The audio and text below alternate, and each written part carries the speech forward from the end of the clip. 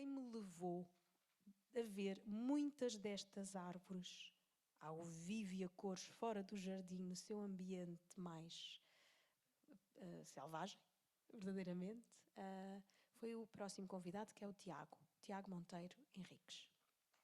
O Tiago levou-me na aldeia de Campo Bem Feito, Serra do Monte Muro, sobretudo o carvalho que mais me apaixona aqui neste projeto, que é, ele vai falar dele, ele também me desencriptou algumas mensagens que aparecem nos contos populares, quando se referem a determinadas árvores e que eu não conseguia encontrar a justificação científica para aquilo aparecer e pelo olhar, às vezes sem querer, do conhecimento botânico do Tiago, me desencriptou, se calhar é por isto que contam assim, assim, assim. Ele é que me guiou e me contou verdadeiramente que tipo de floresta poderia ser esta, onde estas árvores, este conjunto de árvores convive, que forma pode ter.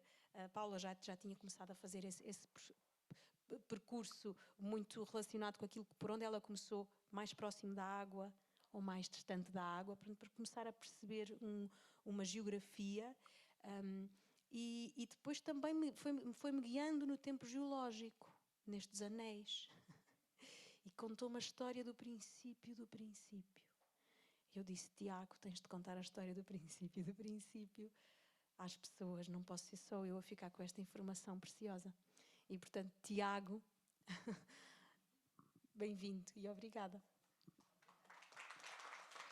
Obrigado. Eu vou-vos pôr aqui esta linha do tempo, mas não fiquem assustados que a história não vai demorar tanto tempo a contar e também nós vamos dar ali um salto logo, vamos dar um salto de gigante aqui na linha do tempo, desde esses 4.600 milhões de anos. Então, dá-se a formação da Terra, a Terra demora um bocado de tempo para arrefecer e aparecer os oceanos, etc. E só 600 milhões de anos depois é que se pensa, através dos fósseis, através dos estudos que se fazem, que aparece a vida. Aparecem os primeiros seres que são células isoladas, são seres unicelulares. Demorou outros 600 milhões de anos para aparecer a fotossíntese, que é esta capacidade das plantas e das bactérias de captar a energia do Sol, não é? E transformá-la em matéria orgânica. Demorou também, só começou, o oxigênio só começa a acumular-se, a setinha vai ali passando, nós já estamos a meio da história, portanto, como bem aqui deu logo uns saltos muito grandes, o oxigênio só começa a acumular na atmosfera, portanto, estes seres, muitos deles viviam nos oceanos, nas águas, só começa a acumular na atmosfera, teve que se oxidar, a Terra toda teve que se oxidar, o oxigênio foi ficando disponível, mas era captado logo, oxidava os ferros, tudo, teve que se oxidar a Terra toda, e só passado 1.000 milhões de anos é que ele se começa a acumular. E demorou mais 1.000 milhões de anos a aparecer na atmosfera e a atingir as concentrações que nós hoje temos. Depois, a grande diversificação, a explosão de muitos seres, de aparecerem muita diversidade da vida, daquilo que nós hoje conhecemos como a vida dos vários seres que nós conhecemos, ela então só começa, acho que compreendem o só, porque já estamos ali, só começa há 539 milhões de anos. A partir daí é que começa a aparecer, de repente, no registro fóssil, imensos seres diferentes uns dos outros. Começam a diversificar, significa isto, a aparecer coisas diferentes. Como estamos aqui a falar de árvores e de bosques, interessa também compreender quando é que aparecem as primeiras plantas, os primeiros seres que de alguma maneira são semelhantes às árvores que nós conhecemos hoje. E isto é há 387 milhões de anos, num período geológico que se chama o Devónico. E são aqueles seres, aquilo é uma reconstrução feita por um artista com base nos fósseis, que são plantas próximas das cavalinhas, dos licopódios, dos fetos. São plantas muito antigas. Este grupo nem tem atualmente nenhum descendente deles. Atualmente. Portanto, não existe atualmente nada que tenha descendido desta linhagem. Os bosques assim ricos com várias espécies aparecem durante o Carbónico. E o Carbónico é um nome fantástico. O Carbónico em si é um nome muito engraçado. Porquê? Porque começou, de facto, os seres começaram a diversificar, aparecem várias cavalinhas, vários licopódios, fetos, e estes grupos próximos que eu vos mostrei começam a conseguir fazer árvores. E isto tem a ver com o quê? Com conseguirem, do ponto de vista metabólico, construir uma substância que é a lignina, para fazerem a madeira, o lenho, não é? Para ficarem rijas e poderem crescer em altura, porque antes disto havia também outras plantas, por exemplo, os musgos, mas esses não têm vasos, não são plantas vasculares, então não conseguem também crescer em altura. Estas têm vasos, como é o equivalente às artérias e às veias, têm vasos para transportar a seiva e têm a lignina para lhe dar estrutura, para elas conseguirem crescer em altura. E nesta altura não havia fungos ou bactérias que soubessem o que era a lignina, quer dizer, aquilo não lhes dizia nada, não conseguiam comê-la. Então, durante milhões de anos, as árvores foram caindo e não se decompunham. Hoje em dia está-se a falar, por causa das condições atuais, de voltar ao carvão. O carvão, muitas vezes, é o resultado do carbónico e desta fase, durante milhões de anos, até aparecerem os primeiros fungos, bactérias, etc., que conseguiam degradar e decompor a lignina. Então, estão a compreender, portanto, geraram-se jazidas enormes de matéria orgânica que não era decomposta deste carbónico. E chama-se carbónico exatamente por isso, porque muitos dos extratos são escuros, que lembram o carvão. Ora, no final deste carbónico, aparecem as primeiras plantas com semente. Até aqui, todas estas que eu falei, reproduziam-se por esporos. Aparecem as primeiras plantas com semente. E eu ponho aqui este desenho, mas elas apareceram há 300 milhões de anos, mas depois demoraram muito tempo a aparecer todas estas. Aqui tem as cicas, tem as ginkgos, estas são as que chamamos as coníferas, que têm pinhas, não é? Como os pinheiros, que já falámos hoje, os abetos, os ciprestes, pronto. As coníferas até demoram muito tempo. É engraçado olhar para o registro e perceber que no Triásico, 200 a 250 milhões de anos, há uma expansão das cicas e das ginkgos, portanto, ainda havia as cavalinhas e isso, mas foram sendo substituídas progressivamente por cicas e por ginkgos, que era o que dominava. No Jurássico, o tempo que nós associamos muito aos dinossauros, há 145 a 200 milhões de anos, dominavam já as coníferas, portanto aquelas que eu vos falei, os pinheiros ou os abetos, é claro que são outras espécies antigas, que depois deixaram descendentes até hoje, mas era o que dominava. E aparecem, no final do Cretácico, um bocadinho antes da extinção dos dinossauros, aparecem as plantas com flor, que é basicamente aquelas todas das quais nós nos alimentamos hoje, numa enorme maioria, não é? Aparecem um bocadinho antes da extinção. Estavam ali, eram plantas, umas ervinhas, umas coisas pequenas, que quando se dá o impacto na Terra do asteroide, há uma extinção muito grande, há um conjunto de seres que estavam por ali escondidos, já tinham aparecido, mas não tinham grande peso na paisagem, digamos, que se diversificam. Portanto, este impacto do asteroide dá-se há 66 milhões de anos, acaba o Cretácico e começa o Paleogénico e depois o Neogénico, e durante este período, depois dos dinossauros, há uma enorme diversificação de quê? Que seres é que aparecem desta vez? É tal chegarmos à era dos carvalhos que estava a dizer a Ana.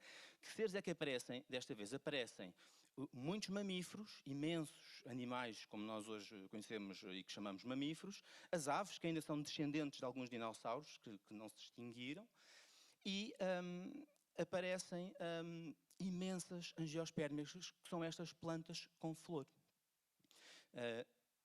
Que são, por exemplo, os carvalhos. São uns deles. No hemisfério norte, ao longo deste período, até aos dias de hoje, são eles que acabam por dominar. Ainda vos vou contar mais histórias, mas são eles que acabam por dominar o hemisfério norte.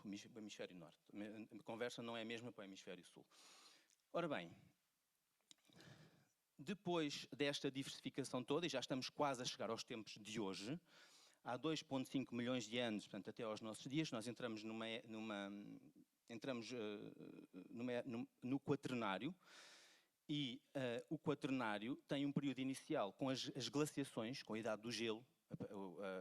O clima arrefece muito, depois aquece outra vez, arrefece muito, aquece outra vez, e sobretudo na Europa dá-se uma grande extinção destes grandes mamíferos que por aqui havia e que se tinham diversificado durante esses últimos milhões de anos. mas é claro que aqui já entra a conversa, já entra com os humanos, ou pelo menos com espécies muito próximas dos humanos, como os neandertais, que já existiam na Europa há 200 mil anos, ou depois com os homens modernos que chegam à Europa há 45 mil anos, já dominam o fogo e então começa a notar-se um impacto. Alguns animais destes, algumas destas extinções, julga-se que já têm uma relação com a presença do homem no território. Portanto, sobretudo no final da glaciação, a pressão, os homens tinham populações muito pequeninas ainda na altura, mas pensa-se que já são eles que contribuem para a extinção de alguns destes animais. Algumas são naturais, simplesmente porque os gelos subiam e desciam, e assim.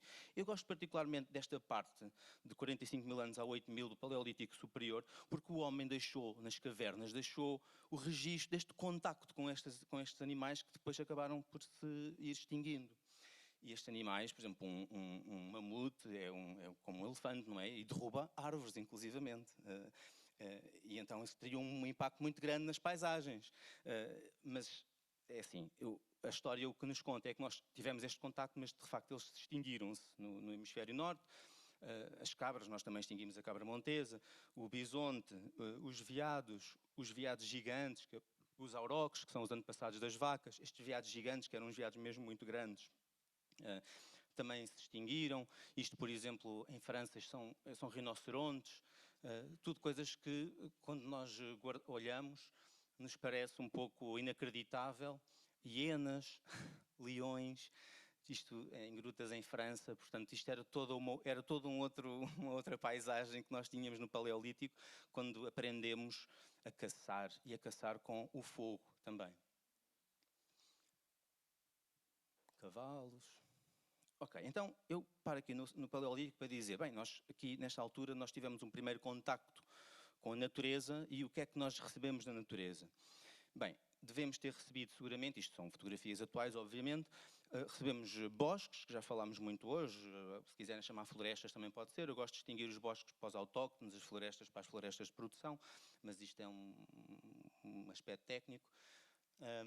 Mas teríamos seguramente também clareiras e ervaçais, porque aqueles animais tinham que pastar e tinham que comer. Portanto, hoje já não se defende, como há alguns tempos atrás se defendia, que a paisagem seria única e exclusivamente dominada por bosques. Há um mosaico, e nós sabemos que há uma grande diversidade de espécies também associada aos ervaçais. Portanto, eles têm muitas espécies, são ricas em espécies e, portanto, o que significa que houve tempo e houve espaço para a evolução acontecer nestes ambientes.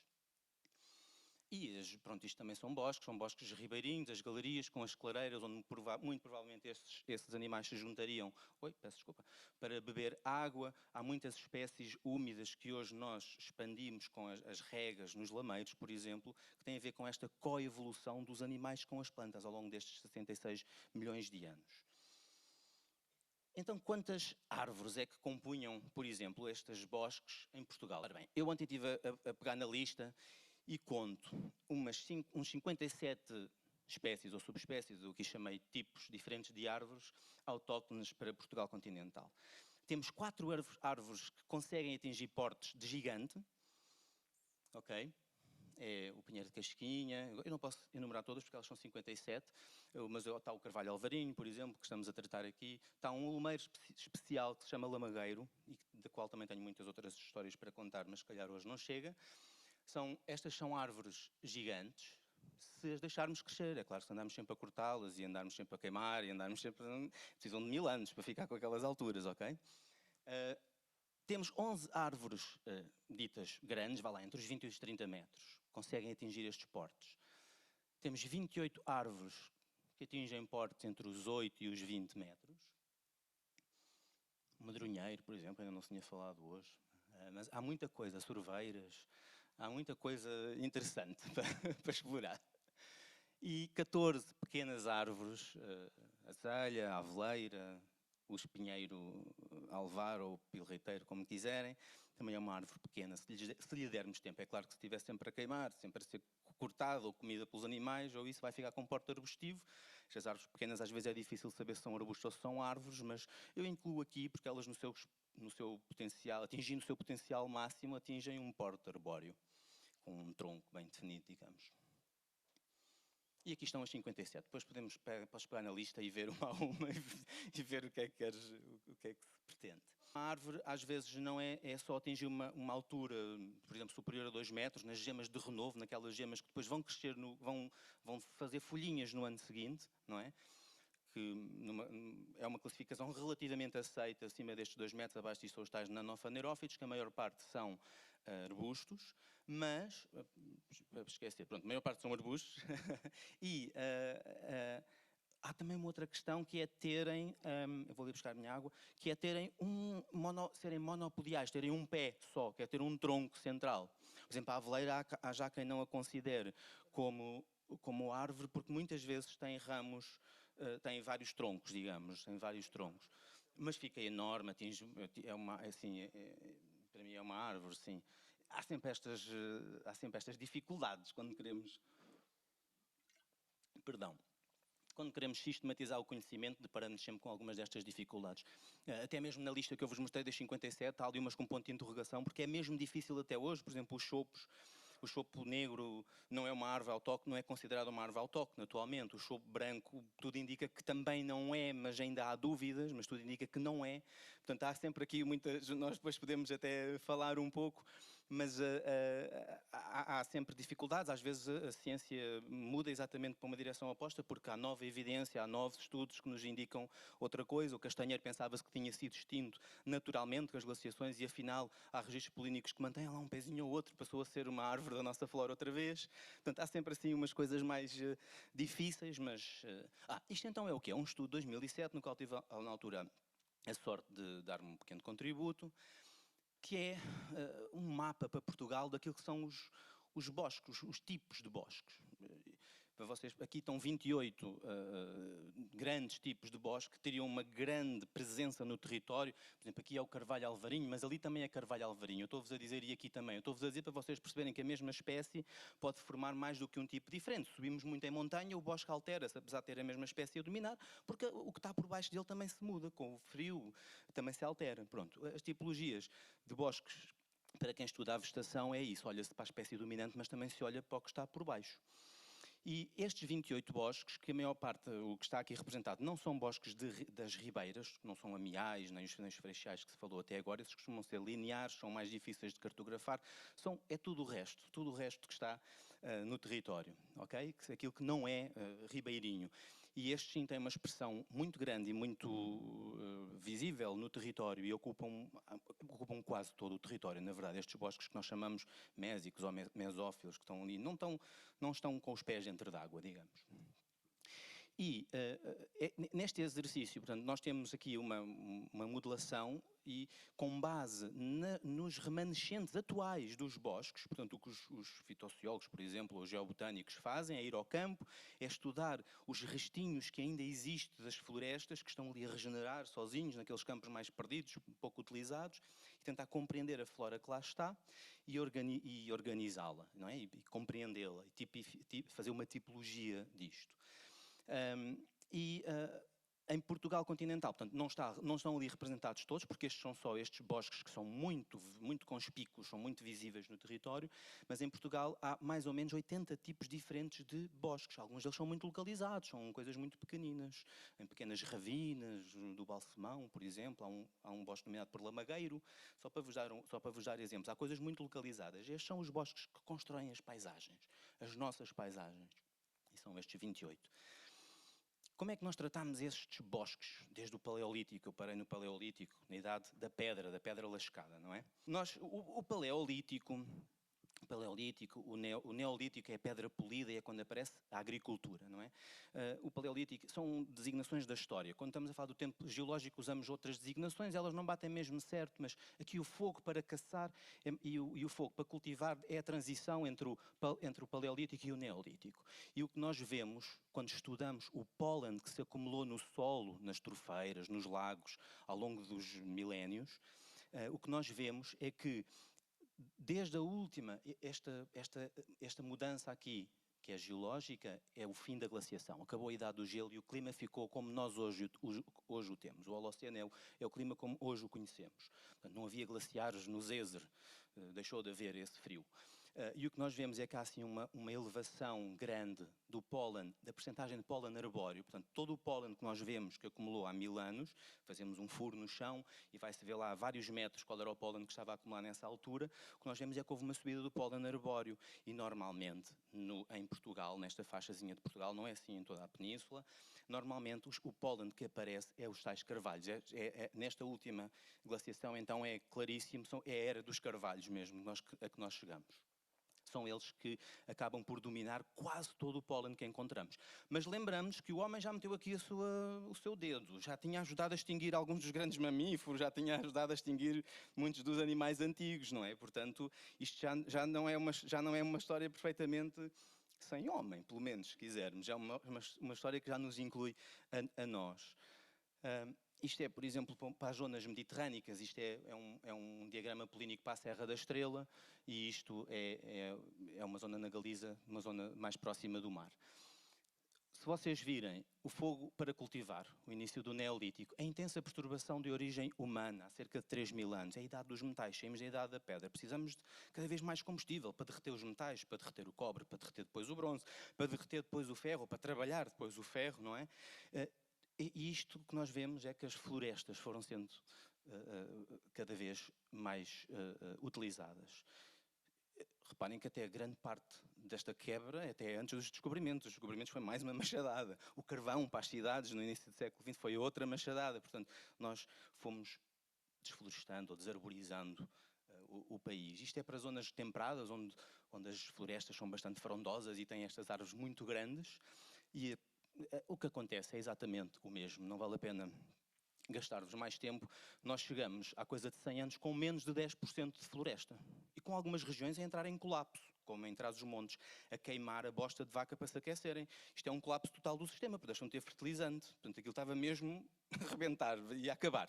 As pessoas iam abandonar o território a seguir, porque a seguir não conseguiam ter culturas, não é? E aqui é que dá as primeiras políticas que são efetivas e que porque muitos reis mandaram plantar árvores e proibiram o corte, mas foi sempre cortando. Só no final do século XIX, início do século XX, é que de facto se consegue ter a área florestal a aumentar. Mas eu, como estou a pensar nos bosques autóctones, nos bosques nativos, realmente aumentaram um bocadinho, mas depois não aumentaram mais. E isto porquê? Porque o que nós plantamos foi, sobretudo, outras espécies que não as nossas espécies. Eu fiz um exercício há uns tempos para um boletim da Sociedade Portuguesa de Ciências Florestais, onde peguei neste mapa, que tem umas áreas para o território, e fui ver qual é que eram as áreas que, em potencialidade, como eu já vos disse, não esperaria que estes 30% de sobreiro tivessem cobertinhos de sobreiro. Com certeza haveria clareiras, com certeza haveria outros animais a pastar. Portanto, ninguém está a defender que isto tem que cumprir, não é isso. Mas é só para vocês terem uma noção de qual é que era o potencial do território para terem e depois quais é que são as áreas atuais para estas árvores, ok? E nós aqui vemos que, por exemplo, o sobreiro, que tem uma área potencial em Portugal 34%, tem hoje 2,7% de sobreirais, não é montado. Chegámos a serras muito despidas, muito bonitas, muito coloridas, paisagens lindíssimas do Douro, em socalcos, mas isto o que significa é que os bosques desapareceram todos. E aqui até havia bosques especiais de carvalho cerquinho, da subespécie só do norte. Estou mesmo a terminar, peço desculpa se abusei. Mas nós não nos podemos esquecer disto, que aqueles bosques foram retirados daqueles locais, conseguimos extinguir espécies, por exemplo, na Serra da Estrela, acabámos por extinguir uma árvore que lá tínhamos, o pinheiro de casquinha existe só naturalmente no Gerês, felizmente. É claro, o que é que nós plantámos? Plantámos muito montado, plantámos muito pinhal, plantámos eucaliptal, mas isto não contribui para aquilo que são os bosques autóctonos ou os bosques nativos de Portugal. E não corresponde ao mesmo ecossistema. Eu depois trouxe-vos uns exemplos, como vinha lá da Serra, trouxe-vos uns exemplos de paisagens diferentes daquilo que é o pinhal e o eucaliptal, que nós estamos muito habituados a ver ali na A1 ou noutros sítios do país, em que há um mosaico de pastagem e um mosaico com uma diversidade elevada de árvores. Eu vinha da Serra e coloquei-vos aqui algumas, os mosaicos dos lameiros, que são extremamente ricos, e que, pronto, que dão outra riqueza, não só também à vista, que também é interessante, mas também à própria biodiversidade, que aqui encontra refúgio, que é bastante. Muito obrigado e peço desculpa se abusei.